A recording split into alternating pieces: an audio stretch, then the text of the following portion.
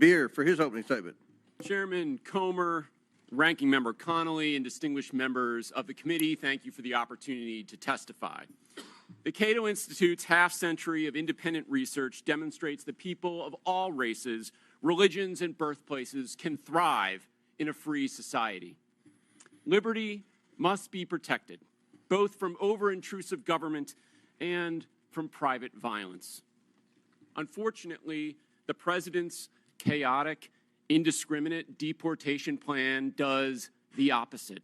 It harms public safety, threatens Americans' rights, and undermines the successful integration of America's immigrants into its society and economy. The president's first action was to rescind the requirement that ICE target public safety threats first. He has ordered that millions of vetted immigrants be stripped of lawful status and deported. He is even attempting to deport the U.S.-born children of people without permanent status. This flagrantly unconstitutional act effectively orders a series of crimes, wrongful arrest and imprisonment, civil rights violations, and unlawful deprivation of voting rights. Never before in American history has a president sought the power to strip potentially tens of millions of Americans of their constitutional rights. The president is also explicitly asserting the authority to ignore any law passed by you, Congress, that provides due process for people accused of being in the country illegally. The administration has repeatedly misled you and the public about who it is targeting, stating it would focus on public safety threats, that only the worst of the worst would be sent to Guantanamo Bay, and that every person it had arrested had a criminal record. We now know that most ICE arrests since the inauguration have been of people without a criminal record. Indeed, he is arresting people who entered legally, never violated any law, and sending them to Guantanamo Bay prison. It is no surprise in this lawless environment that many people and many cities simply do not trust the federal government on immigration. That is a problem. But under our Constitution, states determine their policies. Congress cannot force them. It must reestablish trust.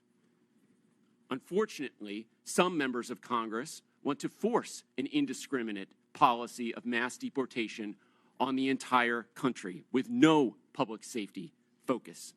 If Congress wants more cooperation, it should address the concerns of these cities.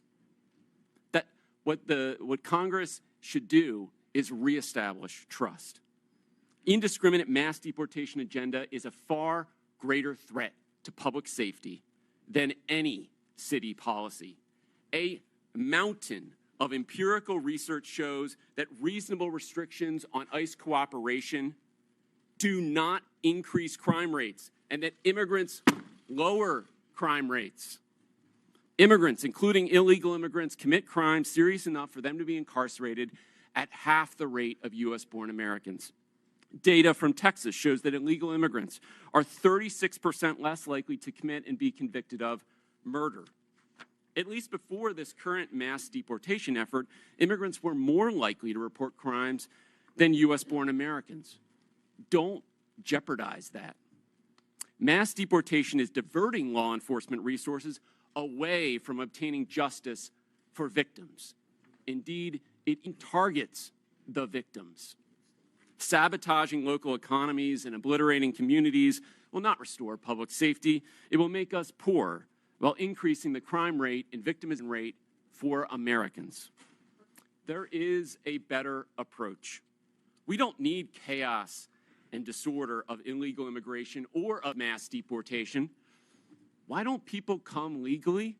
Because Congress has provided so few options for them to do so, not updating its laws in the last 3.5 decades. Just 3% of those applying for permanent legal status in 2024 received it. That's the failed policy. Let peaceful immigrants pay to get vetted, work, and contribute legally, and let law enforcement at all focus on keeping Americans safe. Thank you.